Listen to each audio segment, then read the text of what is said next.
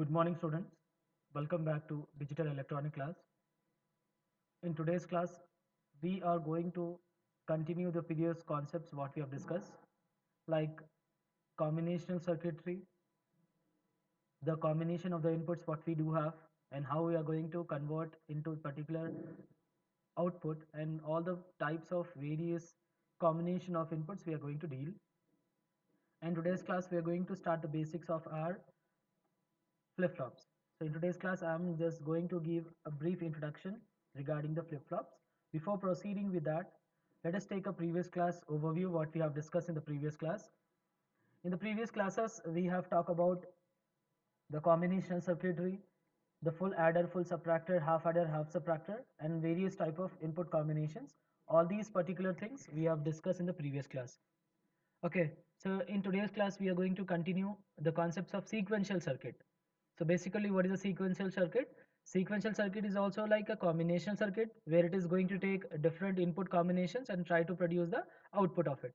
So in that, the basic things of the sequential circuit would be it has some memory elements. So what is that memory element? So basically, memory elements over here we are considering to be the flip-flops. So what is a flip-flop actually? So flip-flop is a basic device. So what is a basic device means? It is going to store a bit of information by considering the specific value, like ones is there or zeros is there, it is going to do it. So in today's class, I'm going to explain you. The first thing is that what is the meaning of the flip-flop and what are the different types of flip-flops we do have and their description, and how do we going to get the implementation of that particular flip-flop.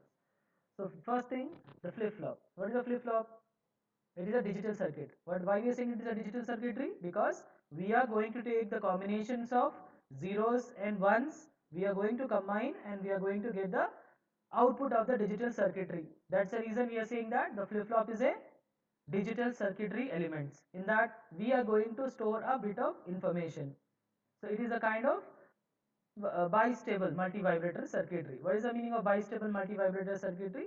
That is there in the electronics where we are going to take two stable states.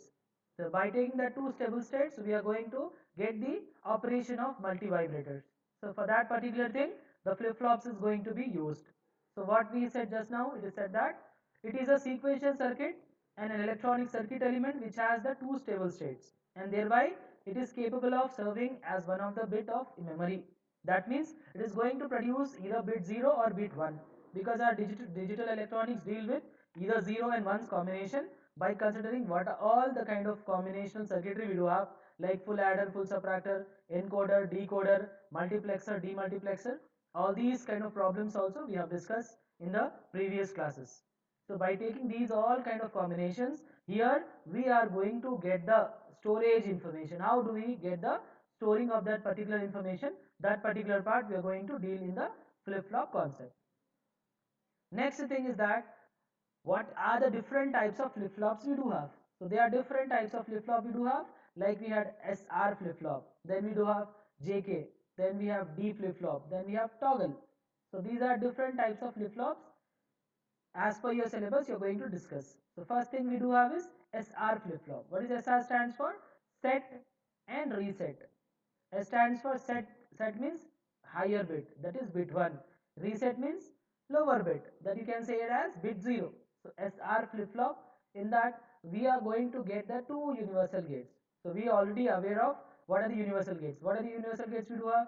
We had NAND gate and NOR gate. So these two are called what? These are called as universal gates. So when you are implementing your SR flip-flop by considering NAND gate, it is considered to be the active low.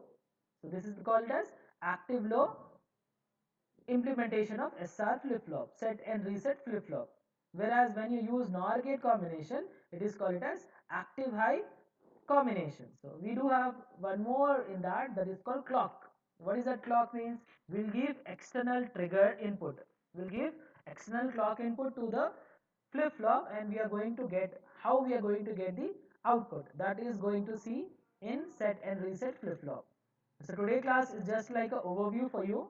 What are the flip-flops we are going to deal in our digital electronic circuitry. It is a continuation of your particular unit 3. Okay. So in that we are going to see how we are going to deal that particular concept in our set and reset flip-flop. Okay. So this is just three parts we are going to deal in SR flip-flop. First part would be NAND gate, that is called active low. Then we are going to use NOR gates for the implementation of SR flip-flop, that is called as active high. Then we are going to pass by using the clock. So students, so we are discussing regarding the flip-flops. So let us see the flip-flops, what is all about the flip-flop is. So in that, we just now see the flip-flop meaning of it. Now next thing we are going to see the different types of flip-flops and the descriptions. Likewise, we are going to see its implementation. The first thing we define the flip-flop, it is a digital circuitry element, and it's a kind of bistable multi-vibrator which has two stable states, thereby the capable of serving memory of zeros and ones. For that particular thing, the flip-flop is going to be used. Next thing is that we are going to design the different types of flip-flops, that is SR, JK, toggle, data or delay flip-flop, master slave edge trigger flip-flops. So when we are talking about SR flip-flops, we are going to use these three concepts. One is So students, so we are discussing about the flip-flops. So in that, the first thing what we are going to discuss is SR flip-flop. So before proceeding with SR, let us take the different types of flip-flops what we are going to learn. So in that, we are going to see SR flip-flop which is active low. Active low in the sense we are giving the logic 0. Logic 0, it is going to work. For logic 1, it is going to stop. Likewise, we are going to for active high. Active high means when bit is high, it is going to work, and when bit is low, it is going to stop.